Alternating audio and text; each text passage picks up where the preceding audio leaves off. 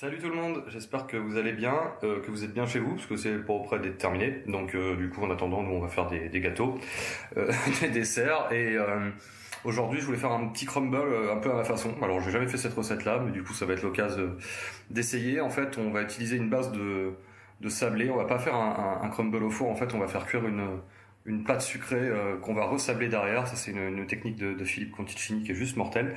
Ça va vous permettre de vous faire des sablés émiettés que vous allez pouvoir garder pendant une bonne quinzaine de jours, ça tombe bien. Et puis on va faire une petite compote, on va faire revenir des pommes un peu rôties dans le beurre, enfin voilà, ça devrait être plutôt sympa.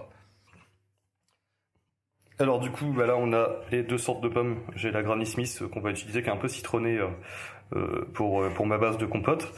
Et pour faire donc les pommes un peu caramélisées, on va prendre de la Golden qui se tient beaucoup mieux. Alors pour la pâte sucrée, c'est pas du tout compliqué. En fait, il faut juste avoir de la farine, il y a du beurre. Alors je remettrai les quantités en dessous comme d'hab. Un œuf. Là j'ai fait un mélange poudre d'amande, vanille, fleur de sel. Et là, on a du sucre glace. Bon, j'ai rien tamisé, on s'en fiche un petit peu en fait.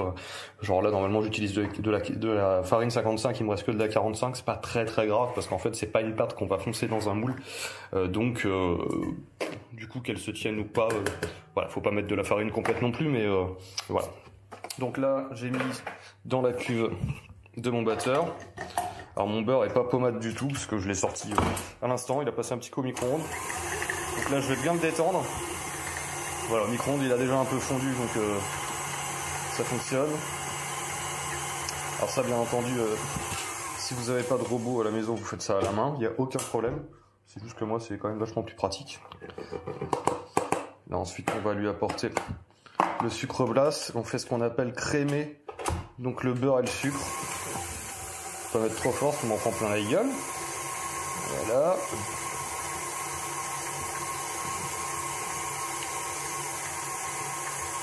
Je garde volontairement tout en live pour montrer que c'est vraiment pas compliqué quoi.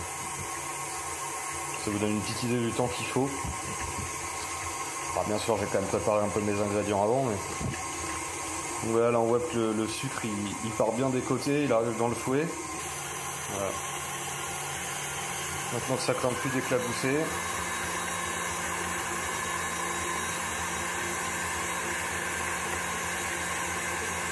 Voilà. Je vous rassure, à la main c'est pas compliqué à faire, c'est juste vraiment que là mon beurre était pas à température, donc c'est un peu le bazar. Sortez-le bien une heure et demie à l'avance. Là je rajoute la poudre d'amande, la vanille, le sel, le fleur de sel.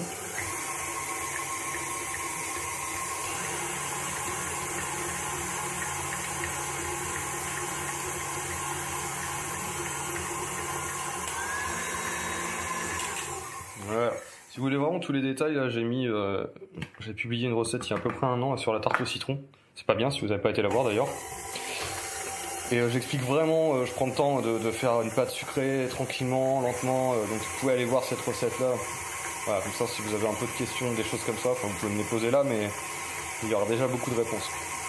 Et là le but c'est d'aller chercher une texture vraiment très crémeuse,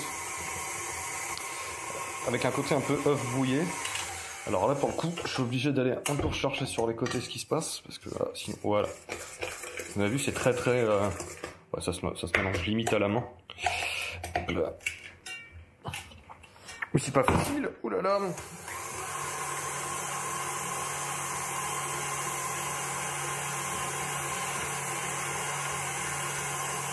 Voilà. Donc là on a vraiment cette texture d'œuf là.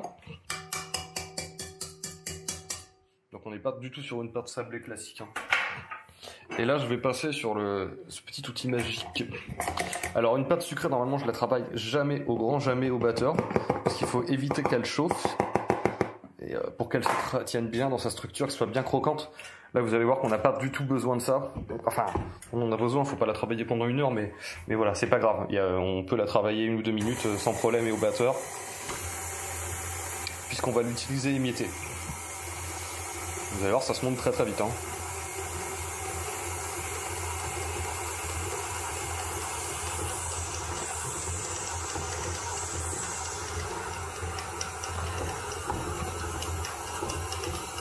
Et voilà, notre pâte elle est faite. Il n'y a pas besoin d'y toucher plus que ça. Donc là, on va se l'étaler entre deux feuilles de papier sulfurisé. Et puis ça va partir au four à 170 à peu près pendant une bonne demi-heure.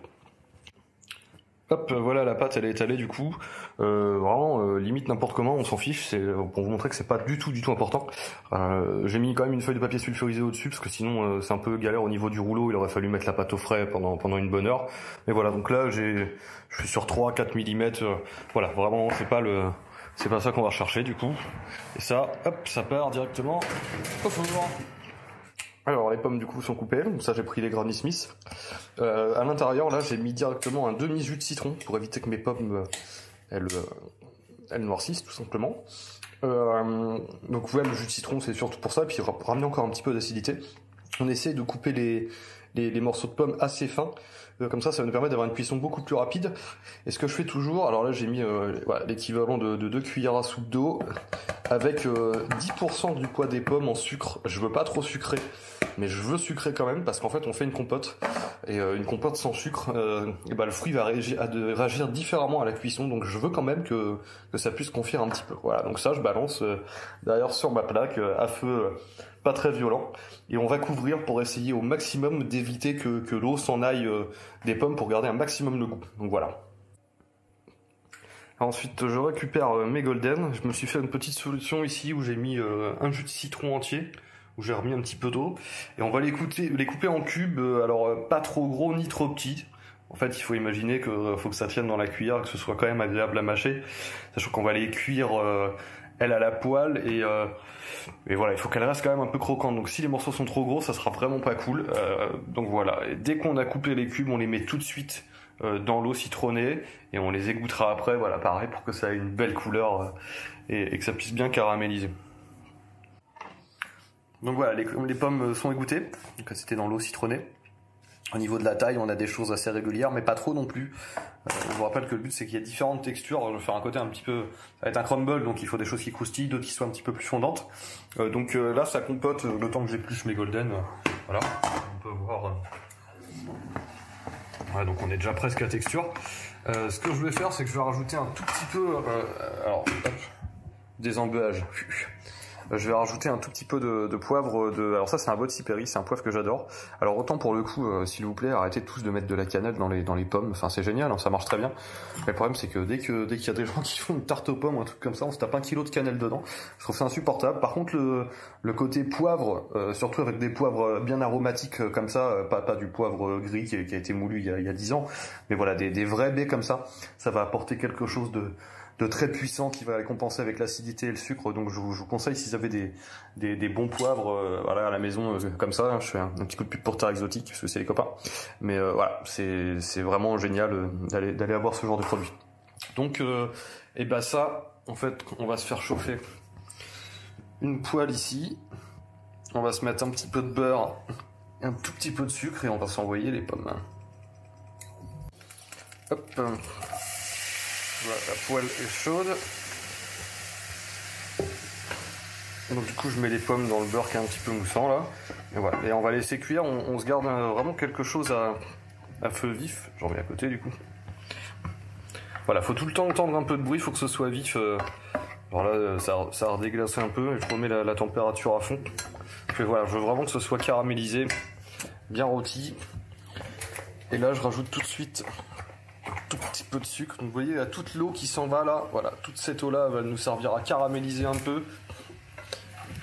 et le but c'est qu'elle s'évapore. Et donc pour qu'elle s'évapore sans que les pommes soient cuites, il faut rester vraiment sur un feu très très vif. Voilà, et là vous voyez, j'ai poivré, j'ai mis un petit peu de sel, et puis bon, on met de côté. Là ma texture elle est bonne, on va écraser ça à la fourchette ou au mixeur, voilà, si on est équipé. Donc là ma pâte elle est sortie du four il y a à peu près je sais pas 10 minutes, un quart d'heure. Donc voilà, on est sur je l'ai bien envoyé brunir, mais après au milieu elle est pas trop cuite, elle est bien, hein. Donc en fait on va tout simplement aller prendre tout ça. Faut attendre, là elle est tiède, hein, donc je peux la prendre sans problème avec les mains, elle est encore un peu chaude. Voilà, faut pas qu'elle refroidisse trop non plus, mais voilà, une fois que c'est sorti du four, on va l'écraser comme ça avec les mains, et puis derrière même avec une fourchette, et puis on va rajouter un petit peu de beurre, un peu de cassonade avant de le repasser encore une fois au four. Donc là c'est bon, c'est émietté, alors du coup je l'ai vraiment reterminé à la main pour que ce soit pas trop gros en termes de texture. Et en fait là on va tout simplement incorporer le beurre comme si on faisait une pâte sablée classique. Et voilà, donc on mélange jusqu'à ce que ce soit vraiment uniforme et qu'il y ait du beurre et du sucre partout. Quand c'est terminé, je remets sur ma plaque et ça va repartir au four pendant à peu près une dizaine de minutes. Il faut rester devant quand même pour surveiller que ça crame pas, et voilà, qu'il y ait une belle couleur brune qui soit uniforme sur l'ensemble du crumble.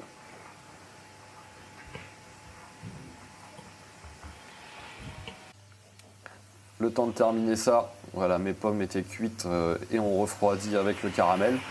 Donc voilà, et on va pour terminer se faire la petite chantilly. Donc la chantilly, tout simplement, on va mélanger tous les ingrédients, le yaourt avec la crème fraîche.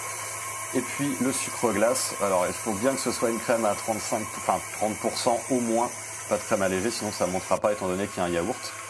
Donc voilà, le temps de finir la chantilly, le crumble est sorti du four, vous voyez la couleur est un tout petit peu différente, voilà, ça a bien bronzé. Et en fait, on finit de monter la chantilly, vous voyez ça commence à faire des stries, ça monte tout seul, c'est nickel et ça va bien tenir. Alors si vous la faites à l'avance, c'est possible qu'elle retombe un tout petit peu. Donc, en général, moi je lui remets un coup de fouet, il n'y a pas besoin de la passer au robot, mais 1 ou 2 minutes, on remet un coup de fouet quand elle est bien froide et elle va se tenir toute seule. Donc voilà, ça c'est la texture que vous allez avoir sur la chantilly à la fin. Et bah c'est terminé, il ne reste plus qu'à dresser et à manger. Bon app.